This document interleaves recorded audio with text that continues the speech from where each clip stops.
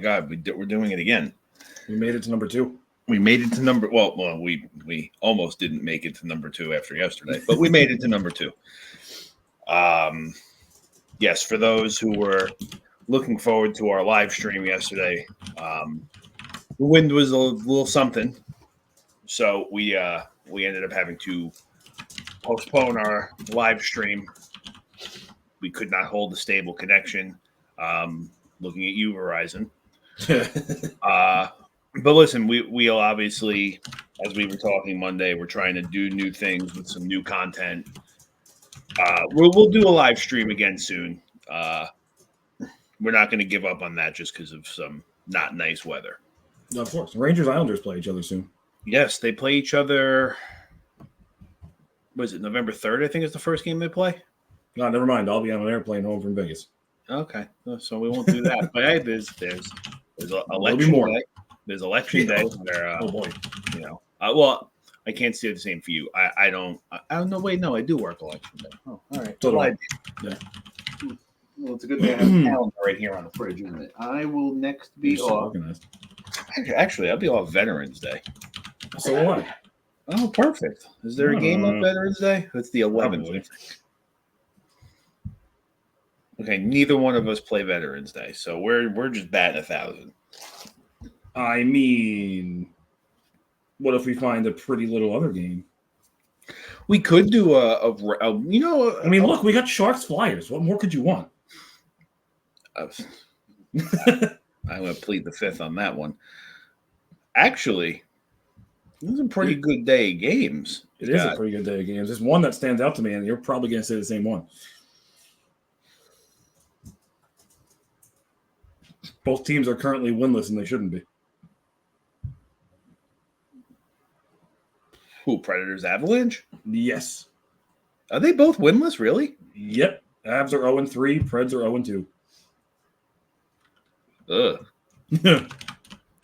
I mean, that would be a good game. I know you love your Stars. That should be a good game by then. Yeah, but I don't really want to watch the Penguins. Yeah, I don't think the Penguins want to watch the Penguins right now. All right. Everybody, welcome to episode 2 of The Sauce. I'm Tyler Dell alongside Andrew Mucaria. We cannot thank you enough for choosing to spend your day with two absolute derelicts. Andrew, how you doing? Doing freaking fantastic after yesterday. Wonderful day in New York sports, except for the Jets. Well, overall, listen, Islanders walked away with a nice win. Rangers walked away with a nice win. The Yankees and Mets walked away with a nice win.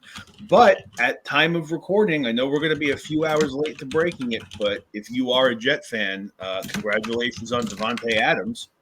Big one. That'll backfire in about a year. Dude, I can't wait for it to not work. And, I'm rooting for the Jets. I bet on them to go to the Super Bowl, but it's just something's going to happen where it's not going to work. It's the Jet way. Listen, I don't want to get too much into football on The Sauce. This is not the pigskin, but listen, I think it's a trade the Jets had to make. They had no choice. They had to do something. Yep. I believe. I think I saw. I don't know. Don't quote me on this. Would they give up like a third? And I never even found the return package, so I have no idea.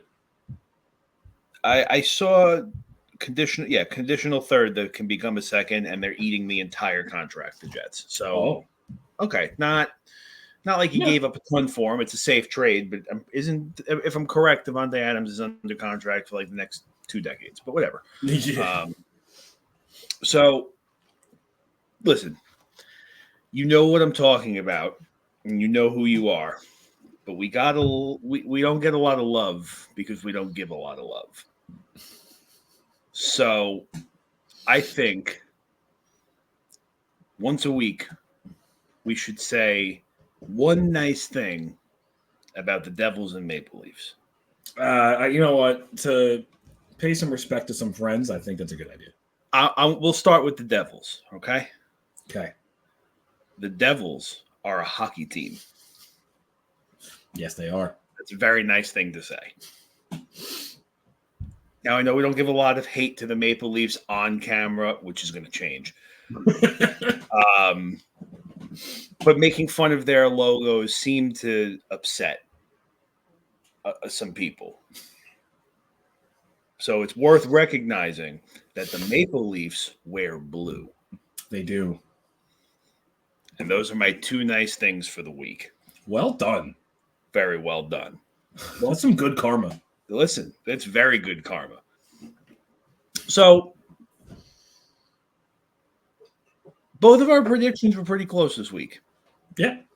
I'm pretty sure you had yourself sweeping the weekend. I did. You hit that. I had the 1-1-1 prediction in the complete backwards order that I called it. But hey, numbers are numbers, baby. Islanders had an overtime loss to Utah on opening night that they realistically had no business losing. A regulation loss to Dallas, which we both called as the overtime game. Yeah. And they, for lack of better terms, absolutely stomped in Colorado's face last night. Yeah, man, Colorado's got problems. Colorado is a whole new world of trouble, especially last night. They put Devontae's as listed as day-to-day with a lower body injury like 2 hours before the game. In Islander world, usually when someone's about to hit a milestone and it's a former Islander nonetheless, you know it. Game's over. Yep. He was last night was supposed to be skating in his 400th game. About 2, maybe 3 hours before the game, Colorado turned around and went, not so fast. Not quite.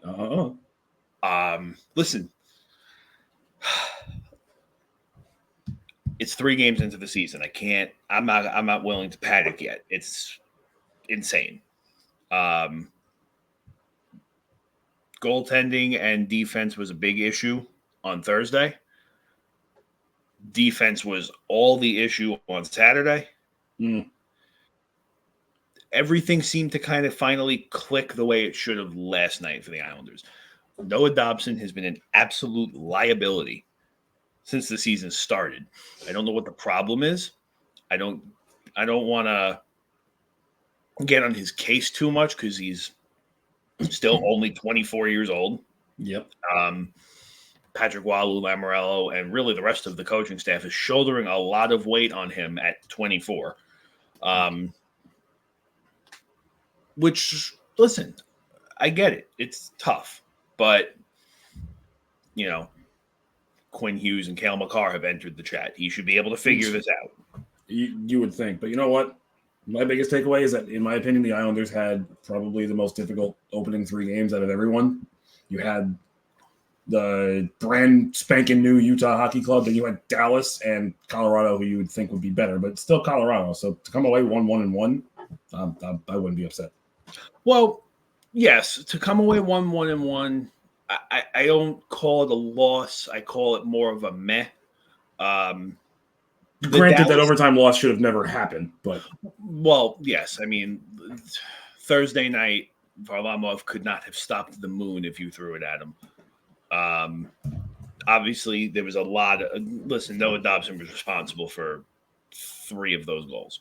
Yeah. The Islanders took a late, I believe it was 4-3 lead, not a 5-4 lead. Utah turns around on the faceoff, scores 14 seconds later. I'm pretty sure Noah Dobson was asleep for the play. Those are the mistakes that we can sit here right now and say 1-1-1's not bad. That doesn't hurt in the this early. You're going to look back on that play in April if things don't work out and you miss the playoffs and that 1 point. Listen, how many teams did we see miss the playoffs by a point or 2 last year in the East? I think 100% correct. There was like an infinity way tie last year for the last wild card spot, and of teams that just missed by 2 points.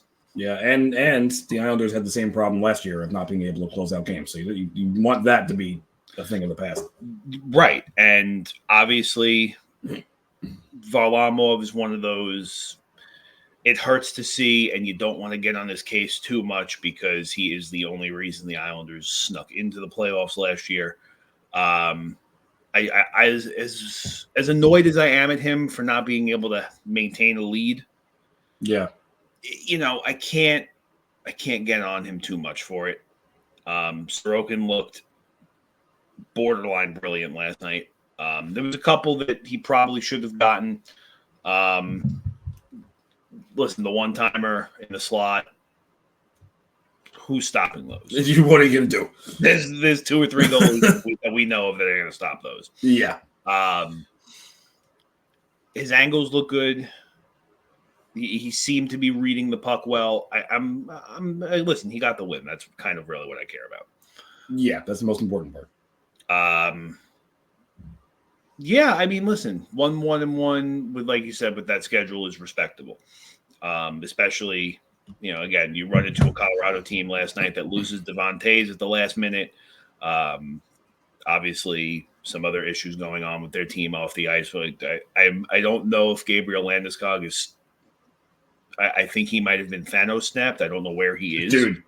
It's crazy. I mean, I drafted him in our fantasy league like super late, just like why not? But I don't expect him to ever be started.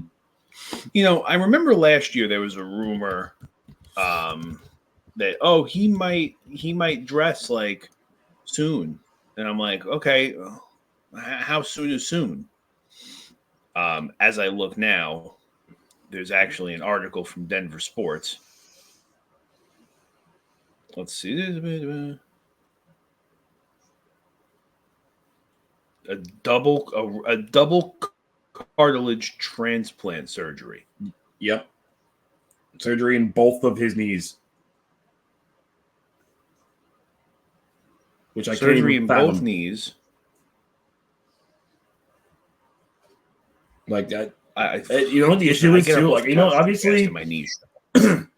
He's doing work, but like he hasn't seen game action in over 2 years. So it's like even when he comes back, what's the quality going to be like?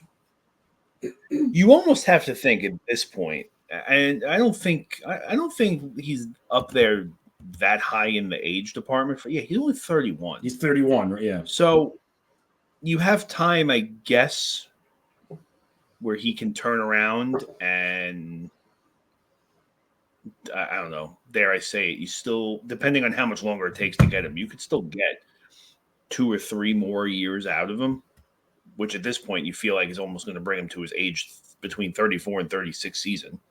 Which is going to be about it with those knees. And what's worried, I'm going to compare him situationally. He's a much better athlete in person than this person I'm about to compare him to. But you look at someone else who was a superstar and then did not play for 2 years and now is kind of abysmal, Deshaun Watson. He was a phenomenal quarterback. And, situationally aside, he missed about 2 years, and now he's freaking garbage. Well, yeah, listen, and like you said, obviously, one's injury, the other one is just whatever, bad. But he, I mean, listen, I would not be surprised at this point if whenever he does come back, it turns into, just finish out the season and call it a day. Yeah, like you call it a day. I'm trying to.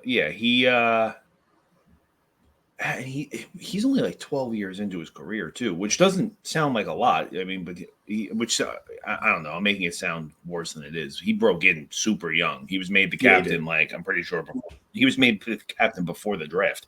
Well,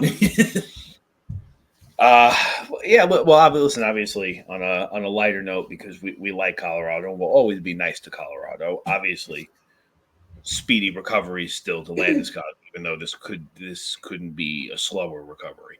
Yeah, but if I will say, if there's anyone that's going to come back from that and be good, it's him. Oh yeah, well, 100%.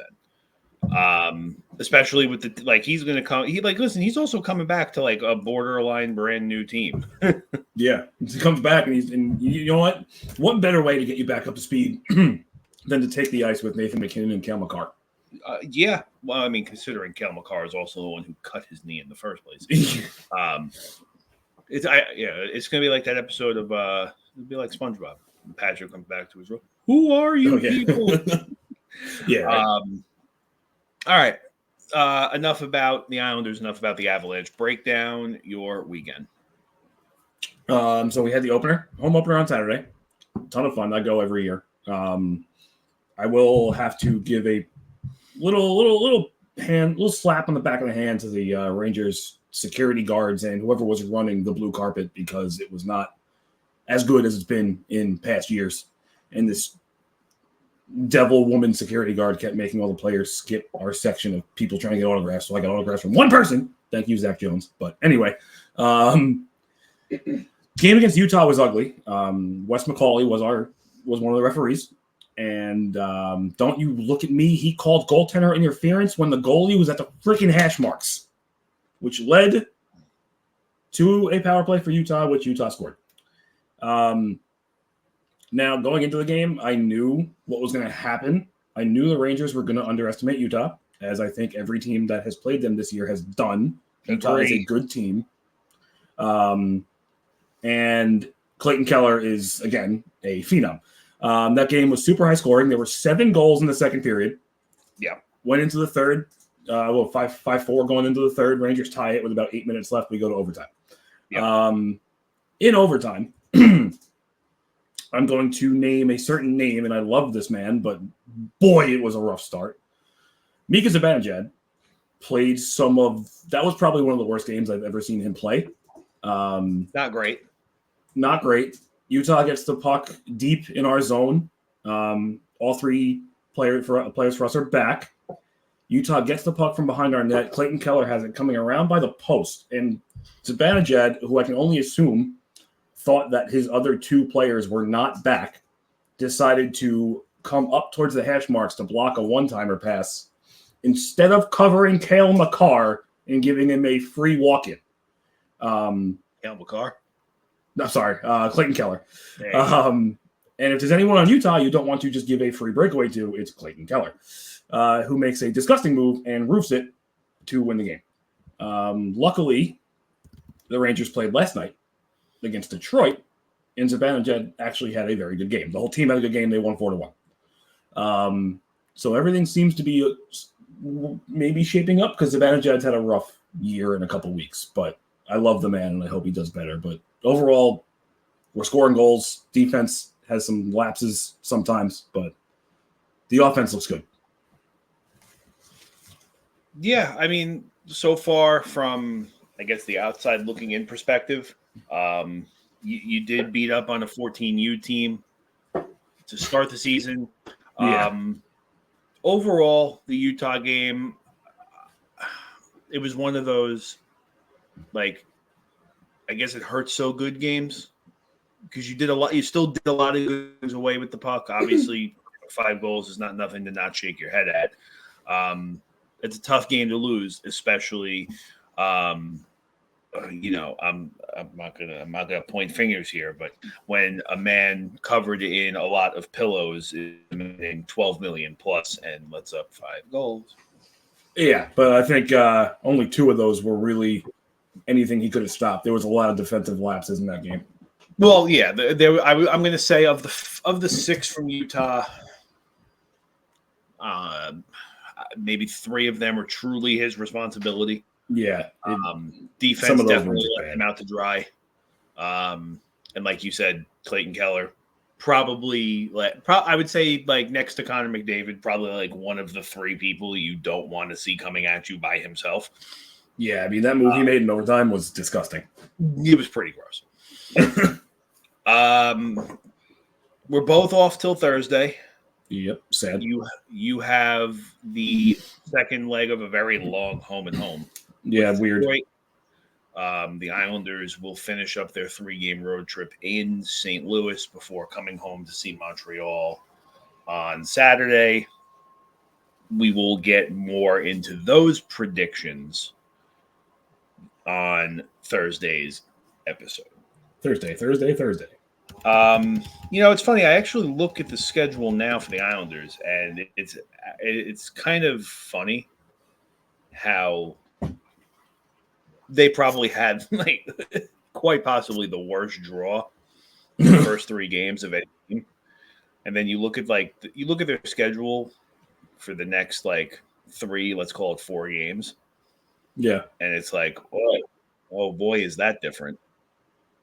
It's, St. Louis Thursday, which credit where credit is due. St. Louis is off to a decent start this season, sitting at 2-1 now, but they are also St. Louis. That is going to end quickly. Then Montreal, and you don't want to sleep on Montreal too much. They have enough young talent to be competitive. They do, but I don't think they have enough. No, they're not there yet, but they're getting there.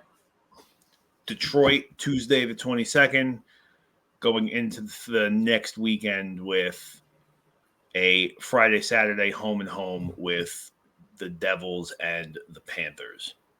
So it goes from probably the worst 3 draw teams you could possibly get, not named Edmonton. Then you get the much easier St. Louis and Montreal, and then the schedule turns and just goes, hey, that was cute. That was cute. And then wrapping up the month of October with Anaheim and Columbus definitely softens the blow. Yeah. Anaheim, we always love when Anaheim makes their East Coast trip. I also look at the Islander schedule, and it's a very interesting one. Like I'm looking now. We have a West Coast trip in this schedule. Yeah. Pretty much once a month. So we just did a West Coast trip. That's weird.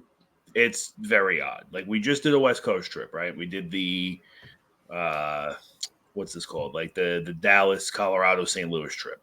Yeah. Next month we do the Edmonton, Vancouver, Seattle, Calgary run. Yep.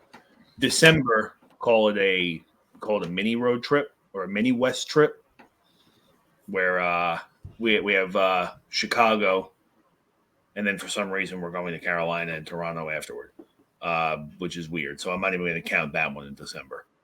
January, we have Vegas, Utah, and then we're coming back. Like we're not even staying out for the rest of the West. February, obviously, for the most part, for everybody, it's light because of the Four Nation face-off. Yeah, but we have our last 2 games before the Four Nation face-off is a 2 road games back to back with Winnipeg, Minnesota. March from the 8th to the 11th. We do the San Jose, Anaheim, LA trip. And then April, we actually finish out the month pretty much at home. But point being, that is a very bizarre stagger of the schedule. The schedules have been weird, even last year. Like this year, for example, the Stars play the Rangers in New York it's like right after New Year's. But then they leave and then come back to play the Devils and the Islanders in February. Like, why? It's the only time they have to be here. That is just true. Get the two New York teams, New Jersey, Philly, and maybe even Washington, just done. Like, come on. I mean, when you think about the tri-state, you can bang out, realistically speaking, you can bang out most of the Metro in one trip. If they fly into like JFK and they start with the Islanders and then just take the train down, they can go all the way down to Washington in a week. Actually, if you map it, it takes an hour to get from Penn Station to Philly on Amtrak, and then another hour to get to Washington. Yeah, but if I'm thinking about it, if you do, theoretically speaking, you land in Newark, right? You can go, you can go Devils, Rangers, Islanders, because the Islanders are so close to the airport, to LaGuardia or JFK now, whichever, or even Republic. You can either shoot up to Boston, or like you were saying, you could shoot down to DC. And if you really want to get cheeky, you could start that whole trip in Philly and then do Devils, Rangers, Islanders, and then travel. And go up. Or even go start in Boston and go down. There's so many options where you shouldn't have to come back. I mean, listen, for teams like Dallas, good. Well, I mean, it's just for any West Coast team. Like, it doesn't make any sense. Well, I mean, again, for any West Coast team, though, it's like, yeah, I'm gonna have to see you if I want to win a cup. So, yeah, be tired. Yeah, true. No, the schedule making. I think the weirdest schedule decision I've seen in quite some time, actually. The Islanders' first season in Brooklyn. It was a Friday, Saturday night home and home with Chicago. Hmm. I listen again. I didn't think much of that at the time, but I was like, Chicago's like not as close as I think people think it is. You know, it's a lot farther than you think. It's like, why would you do a home and home with them of all teams? It's like the plane was taking off as the game ended, and that game went to overtime nonetheless. And actually, Islanders Blackhawks that Friday night. This was in the middle of the whole Patrick Kane accusation thing, if you remember that. Oh yeah. On top of that, one, crowd was very nice, and two, that was the first overtime game in the new 3-on-3 format. Oh my god. And the Islanders would lose 2-1 in overtime. Both goals from Jonathan Toews. Which is another one. Wasn't he supposed to come back? I don't know. Like I'm getting tired of him too. It's like, are you coming back or are you not? Brother, I don't know. Because I mean, at this point, just stay away. Yeah, I do really. They're kind of moved on.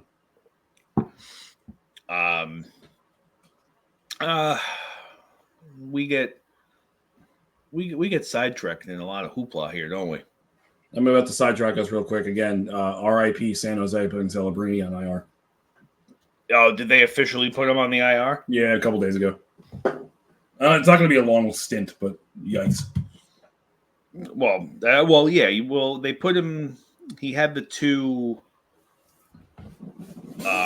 Why can't I think? Why can't I make sentences today? He had the 2 points. They put him. They said he was day to day immediately after the game. I actually missed that they put him on the IR. Yeah, it was Saturday. Yeah, I remember I saw the news update when I was at the Ranger game. Well, their season's over. He'll be back in like a week. Well, they said it's not going to be long. It's just he had like a lower body injury or something that got aggravated. Yeah, but if they're going to say he's going to be back in a week or two, why would you even bring him back at this point? Like, why would you put him on the IR at that point? It's San Jose. Yeah. Okay. Yeah, that's true. I can't argue that logic. Come on.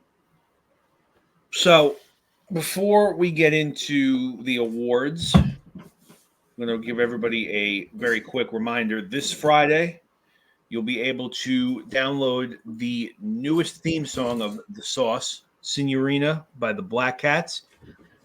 You'll be able to stream this on most, if not all, music streaming platforms: Spotify, Apple Music, Pandora, YouTube Music.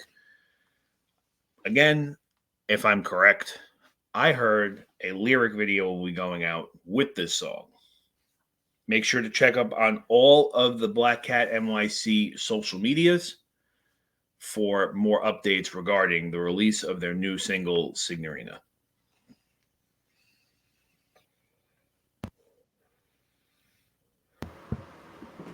That being said, let's hop into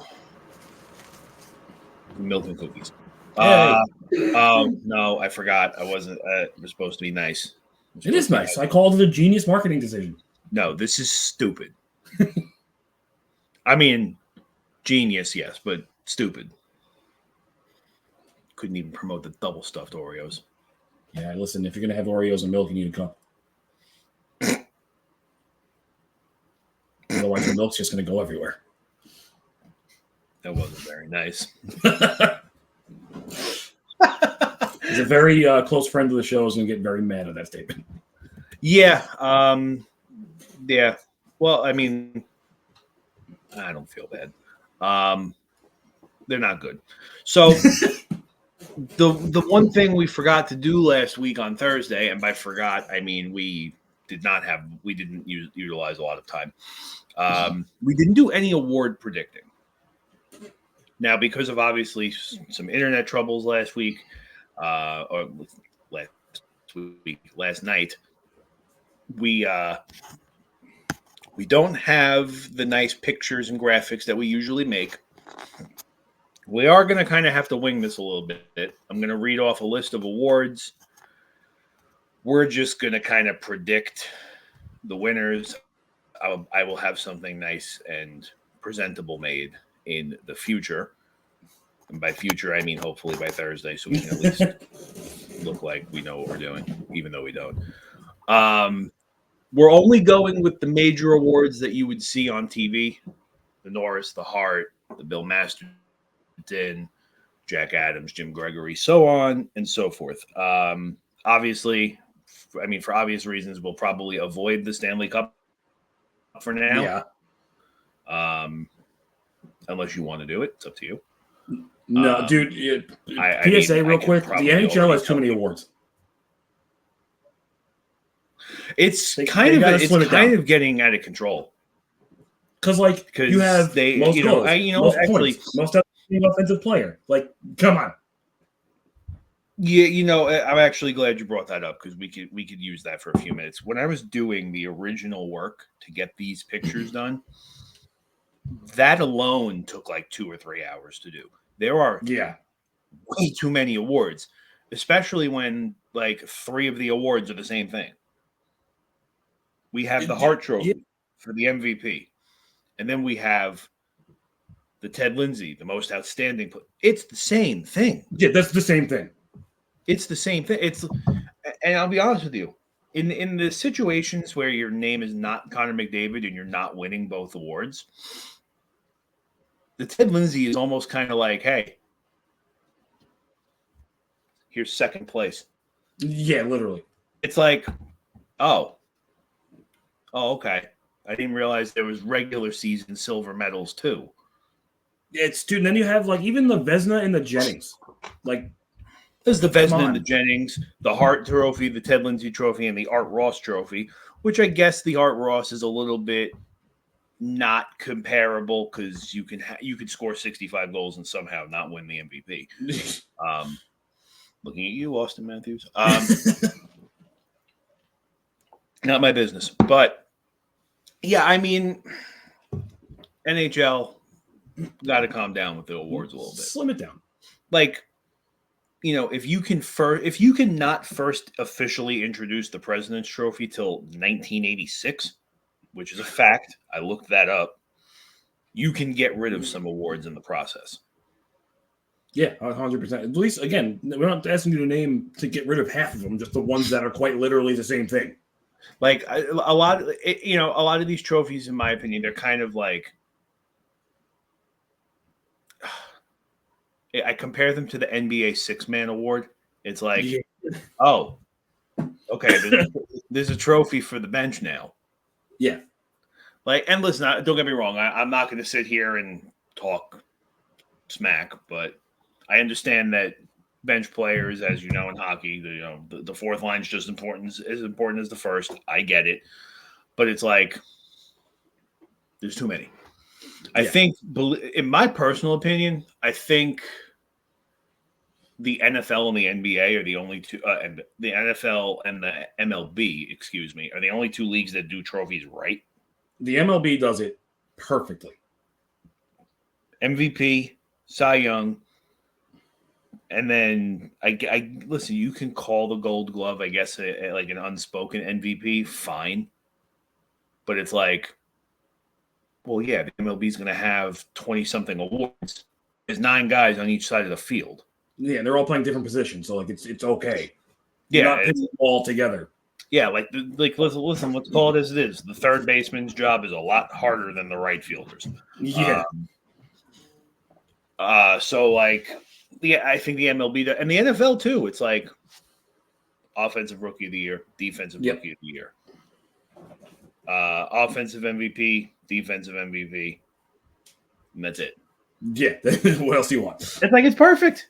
The NHL is like, all right, how can we get everybody in this league a trophy? Literally, but then it gets even worse. You take all the league awards, and now all these teams just have stacks of trophies this high Yeah. for individual awards for their home team. Yep. Like I think you guys, you guys have a trophy. I forgot who's your like. The Steve McDonald Extra Effort Award. Yes, so you have that one. We have the Bob Nystrom Award, and it's like, all right, like cool, but meh. I mean, look, I care more about that one than half of these friggin' awards. I don't know. But all right, so I guess we'll work down the list. We have 1, 2, 3, 4, 5, 6, 7, 8, 9, 10, 11, 12, 13. Okay. We're only doing 12 of these. Yes, get rid of the Jim Gregory Award. I'll do the Jim Gregory Award. I don't care. No, well, actually, the Jim Gregory Award I do want to do, but okay, like bias aside, absolutely, who cares about the Mark Messier Leadership Award? Dude, I don't know. Like, listen, it's already a joke that Jacob Trouba won it last year. No offense, but he's such a leader that he can't wait to get out. There's just too many. Too many. So we're gonna skip that one. All right. You know what? Do we want to skip the Bill Masterton too? Because nobody good ever gets nominated for that. Yeah, I don't. Yeah, skip it. To the player who best exemplifies the qualities of perseverance, sportsmanship, and dedicated to hockey. Okay. Oh yeah, that one, dude. I literally just like flipped a coin for that one. I'm like, I don't know. My prediction for that one is anybody. Okay. Yeah. The Selke Trophy. The forward who best excels in the defensive aspect of the game. If you want my honest opinion, that's got Barkov repeat all over it. I agree. The only reason I didn't pick him is because I don't know what his injury is like. Yeah, they haven't really said too much about it. If he plays enough, I agree with you. Assuming he doesn't play enough, I went Roope Hintz. Yeah, I could see that, but I could also see if a unknown blue person does not win a Hart Trophy, I could see him being nominated for this again. But I'm gonna keep my pick for Barkov right now, seeing if he does come back and he's healthy. Yeah. Okay. Jack Adams and Jim Gregory, I'm gonna bang them both out at the same time because my pick's not changing either way. In the moment, I'm putting both of them in the Utah Brass. Yeah, same. I picked the same thing. The start they've had to the season so far, and I know that shouldn't matter because we usually make these predictions before the season starts, but the season they've started with, all of the moves they made in the summer, the trades, the signings, the Dylan Guenther signing that everybody kind of not laughed at but giggled at, and now I think he's leading the league in goals. Yep. Like a week into the season, like that team. If I was a time traveler and you told me that team was Arizona last year, I would laugh in your face. Yeah, truly. And I mean, it's. I think that's automatic. And if I think Torini's going to win the Jack Adams no matter what. If Bill Armstrong doesn't win the Jim Gregory, it's going to be whoever the GM of Nashville is. Barry Trotz. Is it Barry Trotz? He took over. I think he officially took over last summer. I think this is his second season now. No, then yeah. If the Utah dude doesn't win, he's gonna win. I'm sorry. This is his first official season, I believe. He was like the interim GM up until I think July 1st was actually his first official day because the league calendar year. And imagine that being the first thing you do, signing Steven Stamkos. Yeah. Oh, okay. Weird flex. Right. King Clancy Memorial Trophy to the player who best exemplifies leadership qualities on and off the ice and has made a noteworthy humanitarian contribution to his community. Now, that is just a fancy way of saying the Selke Trophy. Anders Lee won last year. I really hope he doesn't win again this year. I don't need more fake trophies. I'm going to say, seeing that it's kind of the end of his career, I'm going to probably throw that on Kopitar. That seems to be one of the trophies he loved to win. Yeah, he wins that a lot. I went Nick Foligno. Yeah, he has to deal with the children of the Chicago Blackhawks. Yeah, he's got to babysit. So here's another one: Lady Byng Memorial Trophy. Player adjudged to have exhibited the best type of sportsmanship and gentlemanly conduct, combined with a high standard of playing ability. So my pick for that's going to be Ryan Reeves. Last year,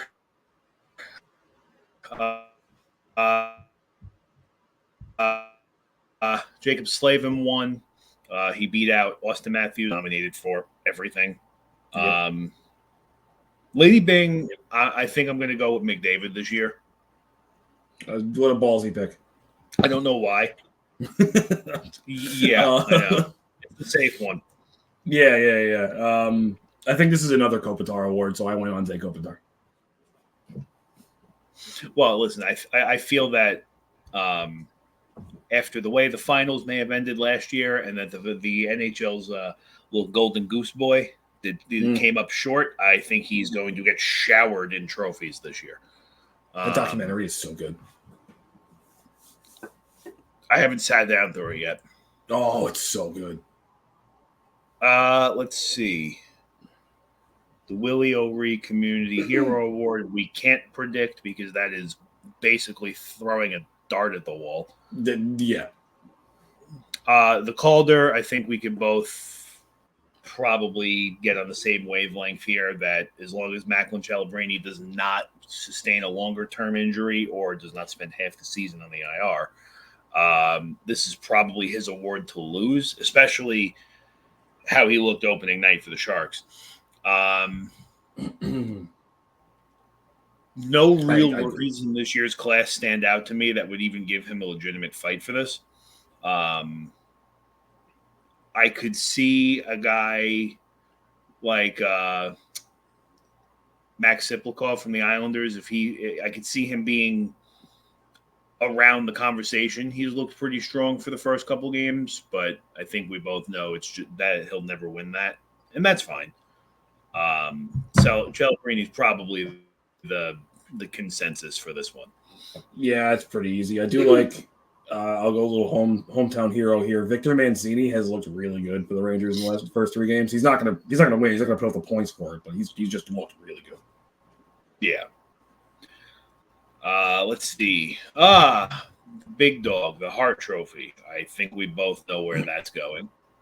I will not pick Matthews or McDavid for any of these awards because I want to be different. Well, granted, last year we had it was Kucherov, McKinnon, McDavid finalists. McKinnon did end up winning. I mean, listen, if the guy legitimately earns the award and has another 300 points this season, I'm not going to be upset with him. No, I'm not going to pick him because it's boring. Yeah, it's boring. So, all right. So I'm going to make 2 picks. I'm going to pick McDavid as the more realistic pick. But if I had to pick somebody that I want to see win that realistically is within that window of winning it,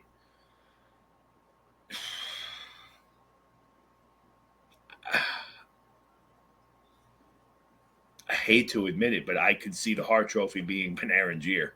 That's exactly who I picked, was Panarin. I did. My picks were kind of like a parlay; they had to work together, so it's going to add up to a couple things. But yeah, I had Panarin for the Hart. Well, my thing is the way Colorado has started so far this season. The only thing they're winning is a lottery pick. Yep. Which, listen, we both know it's Colorado. It's not going to stay that way. This is not going to last. They are going to surge to the top very soon. Yep. Panarin, though, he had like, correct me if I'm wrong. He had over 100 points last year. Oh yeah. He had over 95 points the year before. Yep. He had over 90 points the year before that. Mm-hmm. And his name really hasn't even been around the conversation. He was like right on the bubble last year of that top 5. Which I hate to give credit where it's due, but when you're in a conversation with Matthews and McDavid, it's a very hard conversation to get in the middle of. I get it. Yeah, But it's to tough. not- But you know what? Well, he had 120 points. Yeah, so there you go. And he was filling in for multiple Rangers players who were not playing that well. Zibanejad.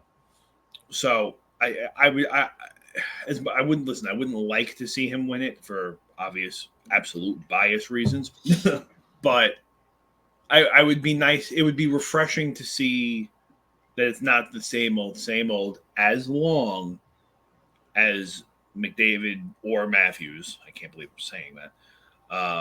Legitimately did not earn the right to get the trophy. Yeah. Looking Actually, at the Norris I'm hold on. As of recording this, has Matthews or McDavid scored yet? Neither of them have scored a goal yet. No. Yeah, I just looked it up. No, they're both 3 games deep, and neither of them have scored a goal yet. Oh. Which to the normal player is like, 3 games, whatever. To them, it's like, whoa. McDavid has 2 assists. No, you sit on a Matthews does not have a point yet.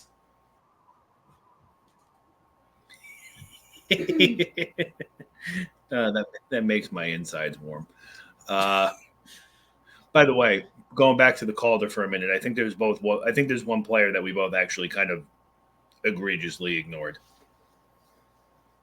Matvei Michkov.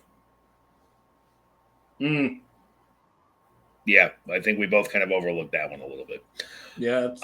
The Norris Trophy, best defenseman, which again is basically just a fancy word for MVP. So I think this is like the 5th MVP we're doing. Yeah, literally.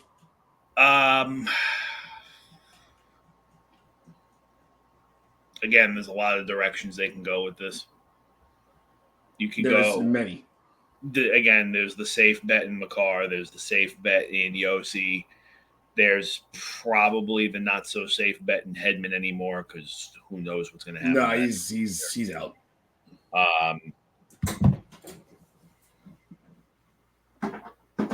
I'm gonna go with the repeat here. I'm going with Quinn Hughes again. I think he's going to be one of the only things that Vancouver is going to have to look forward to this year. To my knowledge, Thatcher Demko is still MIA. Yeah, I don't know when he's coming back. So for a team that's already not going to have a ton to cheer about for at least the beginning portion of the season, I think this is going to be a standout performance year for him. As far as having to do a lot of the work himself. I went because it seems like they don't like to give repeats to the Norris ever. I went Miro Heiskanen. I don't hate that. He is very underrated. Yeah, I don't hate the pick. The last time, by the way, that Norris went to a repeat winner back-to-back years. Sorry, back-to-back. That was hold on, I got it. Nick Lidstrom. Yep, he won it 6 times in 8 years. Jesus Christ! I mean, yeah. The 04-05 season, I'm not going to hold. Actually, I'm going to say 6 times in 7 years. The 04 lockout, obviously, we're not going to count that. Yeah. And then the year before the lockout, he lost out to Scott Niedermayer. So had he won that, he would have won 7 straight. That's unreal. And you hear that, Devils fans? 04 doesn't count. Before him, Ray Bourque was the last back-to-back Norris Trophy winner from 89 to 91. He did it again previously. Yep. In 86 to 88. Paul Coffey before him from 84 to 86. Rod Langway from 82 to 84. Dennis Potvin, 77 to 79. And then Bobby Orr won it like 10 years in a row. Yeah. Actually, I'm sorry, he won it quite literally 8 years in a row. And then, I think the only player who's won it, active player that's won it multiple times is Carlson. Just Erik because Karlsson. he had some random nutsy year 2 years ago. Erik Karlsson has won it 3 times. Yeah, well, he had that 1 year in San Jose where he just went bananas. Literally nuclear. Yeah, Karlsson has won it 3 times. Yeah, he is the last active player to do it. Nick Lidstrom won the North 7 times. That's unreal. That seems illegal. It really does. And he's also, he's tied for the all-time lead in Norris wins. If he's not careful or the NHL is not careful, Cale Makar is coming real quick. Yeah. And I know the NHL doesn't like to do repeats, or I guess they don't like to do people. They don't like to do repeat winners, within I guess a close time frame of one another. Yeah. But I wouldn't be surprised if Adam Fox won again either. Yeah, absolutely. And you know what? When it comes, in my opinion, you got those 4 or 5 guys that they're literally just gonna spin a roulette wheel. It's really Yossi, Heiskanen, Fox, Quinn Hughes, Cale Makar.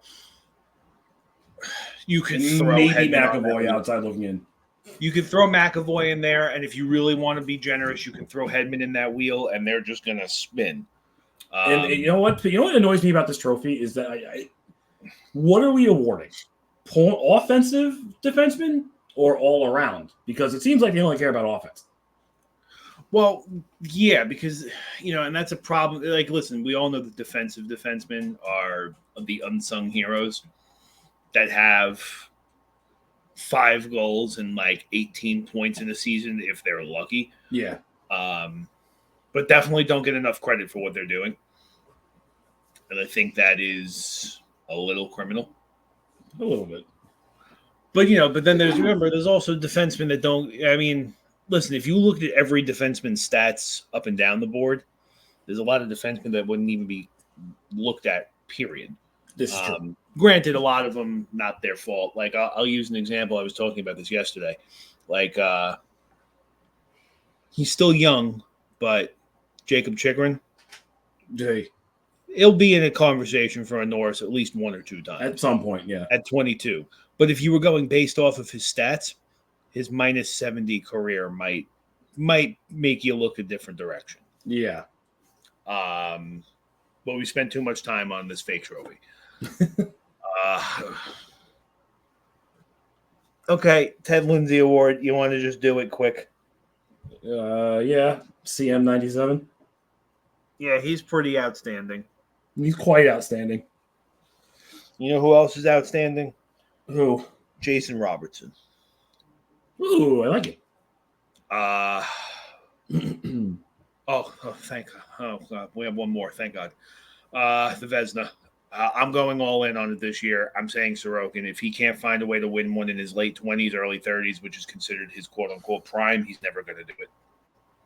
Yeah, that's fair. I'm going contract year boy, Igor.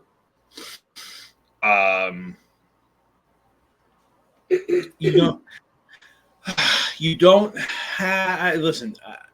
If in your situation, him winning a Norris is the worst thing that can happen to you. Absolute nightmare. That is the last thing that can happen to you. Based off of what we saw Saturday with Utah, you should be fine. Based off against the games against Pittsburgh and Detroit, a little different. But I think Shesterkin is also those early in the season moments. I feel like he falls in that category of guys that always start the season incredibly bipolar. Yeah. And listen, we both know he's going to figure it out eventually. He'll have like a negative goals against average by the All-Star break. Oh, excuse me, the Four Nations face-off break. Who's doing things in the fantasy league? Oh, it's our weekly report. Excuse me. So, yeah, him winning a Vezina is like the absolute. This is my Rangers' perfect storm. Overtime loss in Game 7 of the Cup final. This guy wins a heart. This guy wins a Vezina. Panarin wins a heart. That is like the worst possible thing that can happen to you in a carousel. Igor, man. Like, I'm not worried about Panarin, but Igor winning. I'm torn about Igor because obviously him doing well makes us win, but at the same time. It's a tough one. Listen, I'm sorry. Like I know we've spoken about this before. I know that the cap is going to go up, and this guy is going to be the next highest paid, and this guy it's going to be no different than football, just like every other sport. The next guy up is always the highest paid. Yeah. I don't care if the salary cap for the NHL was $1 billion. Paying a goalie anything more than $10 million is bananas. I agree. And remember, this is also coming from people who I believe that you and I were on the same wavelength for this. When the Florida Panthers gave Bobrovsky $10 million, I'm pretty sure my eyebrows shot off my forehead. Yep. Granted, hindsight is 20/20. It worked out. Yeah. Yes, it worked out. They got their cup. Listen, the thing that made Bobrovsky making $10 million strange wasn't the fact that he even made $10 million. It was you paid him $10 million, and he's collecting all of it. Like, it would have made more sense if you paid him $10 million or we paid him $10 million because of the taxes we have to account into it here. We're New York. We have to give half. Our players who come here lose half of what they make. I think Ranger players actually get hit harder because you're paying the city tax too. I think it's only if they live in the city, which most of the team does not. No, most of them don't. Really? Yeah, a lot of them. The younger guys do, but most of the older guys live in like Westchester.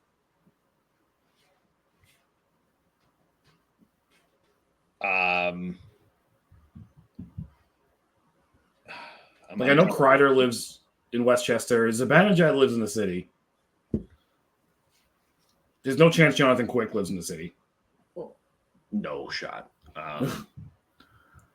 Well, if I remember, and I'm going back probably like a decade, if I remember, there was a point where Lundqvist was like one of two people living in the city. Yeah, and he had the super fancy penthouse. He had the Lambo that he had customized to say Lundqvist, not Lamborghini, which I still to this day think is the coolest thing ever. That is the single most baller thing anyone has ever done. Yeah, I mean, listen, I don't have an S anywhere in my name, so I can't make my my Subaru look cool. But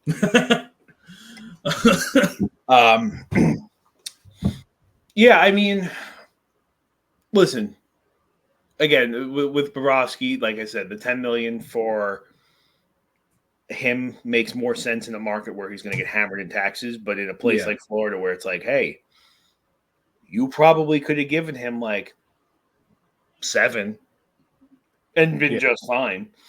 Because if I remember correctly, Bobrovsky going to Florida was the same year as you guys got Panarin. Like that was when Columbus basically exploded. Yeah. They lost Panarin that year. They lost Bobrovsky that year. I'm pretty sure Voracek retired that year. That sounds right. I feel like definitely more things happened than that because I remember we both remember when that team blew up. It was not good for them. No, nobody was safe. Which made also real quick before we go too far. Hellebuck repeating is not off the table because he's given up 2 goals in 3 games. He played. To be fair, he played a game against the Wild and someone in the Blackhawks, but still, Yeah, listen, I don't. he did shut out the Oilers. Well, listen, I like you just said, I don't rule out. I wouldn't rule out Panarin. I think that would be kind of irresponsible. A Panarin, oh boy. I'm thinking about 3 different things while trying to do a little research here.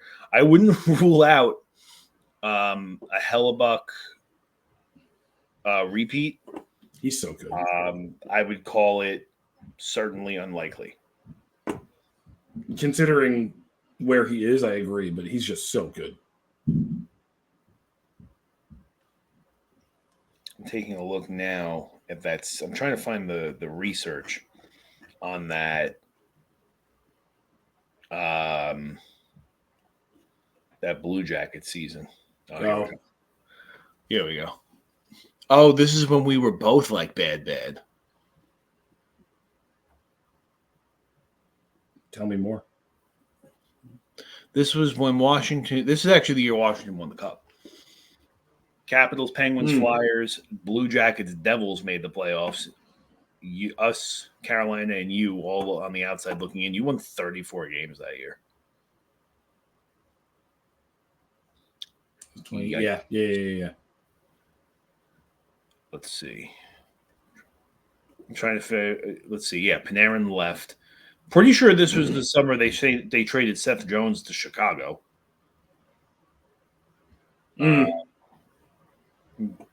The Pierre-Luc Dubois trade wasn't for like 2 more years. What a nightmare. Yeah. Cam Atkinson, they traded him to Philly like 2 years later. Sonny Milano, not going to get into it. Hometown boy. Let's see. Boone Jenner, I think, is probably one of the only people on this roster still there. Oh, Thomas Vanek. That's funny. That's a name. That's a name. Islander legend. Jack Johnson, Ian Cole, Gabriel Carlson, UC Jokinen. Oh. Nathan Gerby. That's a name. You ever see those memes where it's like dudes can hang out and just name old athletes' names for hours? That's exactly what we're doing. Yeah. You know, I'm looking at this team right now. This team really had no business being that good. No, not at all. They won 45 games that year. Jesus. All right. Oh, that's a trade log. All right. Let's You're getting lost, kid. We're gonna make back in. We're gonna make we're gonna make fun of Columbus for the next 5 minutes, and then we're gonna call it. All right. So the expansion draft trade, they traded David Clarkson to the Blue Jackets and said, "Please don't touch our nice stuff." Blue Jackets got Brandon Saad. I'm sorry, they traded away Brandon Saad, Anton Forsberg in a 5th, got Panarin, Tyler Mott in a 6th. All things considered, that trade did not really age well for either side. Yeah. Nothing to talk about. Wait a minute, hold on. The Blue Jackets traded to get Vanek? It tracks. Yeah, but this was after the whole Vanek filing for bankruptcy and being a degenerate gambler thing. Like I said, it tracks. Blue Jackets acquire Vanek in exchange for UC Jokinen, and they traded Tyler Mott the same season. All right, I gotta. I'm falling into the rabbit hole, but yeah, I'm really back. Islanders. Then we traded him to Montreal. I remember him being in Minnesota and Detroit. I don't remember Vanek going to Florida, Vancouver, or Columbus. He played for Florida? Yeah. Yes, he did play for Florida. I don't remember him going to Florida. I don't remember him going to Vancouver, which in Vancouver he had a decent – he was having a decent season before he was traded. 17 goals, 24 assists in 61 games, which I guess at that point in his career, that's an okay season. Yeah. Then he was traded to Columbus where he had another 7 goals, 8 assists. So he finished that season with 24 goals, 32 assists in 61 in 80 games. Okay, so all right. So I guess this was his age 35 year.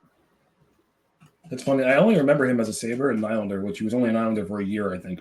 This was his age 33 season. So I guess Okay. 24 goals in 80 games is not terrible. No. And then he did then he had a stint in Detroit again. 16 goals, 20 assists, 64 games. I think everybody forgets how good Vanek was at one point. Dude was a stud. I remember how I think you and I can both recall when the Islanders did get him, and everybody was kind of like, "Hey, that Tavares, Vanek, and Opposo line over there is kind of a little scary." He kind of good. And then we traded him to Montreal for, I will never forget this, Sebastian Kohlberg. Dude. I don't think he ever saw the NHL. That's your version of trading Pavlo Buchnevich for Sammy Blais. So you know what? Yeah, it just doesn't age properly. No. You imagine though with the Rangers if they still have Buchnevich right now? Oh, if the Kreider, Zibanejad, Buchnevich line existed, Zibanejad might actually look happy. I feel like he just looks sad. And I think it's because he's in his own head that he's not playing well, but he just doesn't look happy. Yeah, well, listen, in the wise words of my father, figure it out. Yeah. All right, not too bad today. I think we're getting the hang of it again. You know, other than not having pictures and stuff. We did our beautiful faces. Yeah, well, okay. Well, I wouldn't call it beautiful, but all right. Same place, same time, Thursday. Yes, sir. All right. I'm Tyler Adele alongside Andrew Mikaria. Again, we cannot thank you enough for being with us today. We will see you in 2 days. Bye-bye now.